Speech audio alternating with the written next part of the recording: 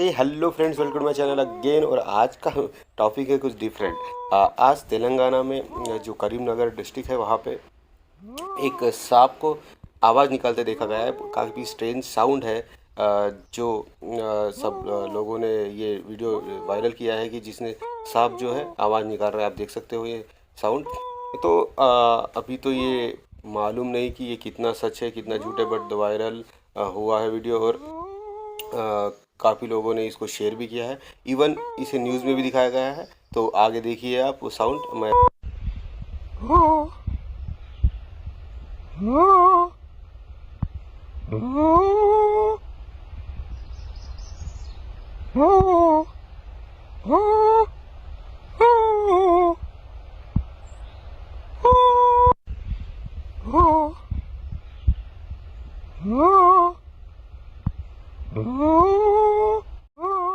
तो आपने देख ही लिया होगा साउंड, और सबको पता है कि ये झूठ लग रहा होगा या सच है। कोई मान रहा होगा, बट मुझे भी पता नहीं है सच है या झूठ है। And the basis of this video मैंने अपलोड किया था। और ये जो वीडियो है सेम हमारे तेलंगाना के न्यूज़ चैनल पे भी आ रहा है। आप आगे देख सकते हो, मैं उसको भी अटैच करता हूँ for more information. Thank you. పాము అరవడం ఎప్పుడైనా విన్నారా?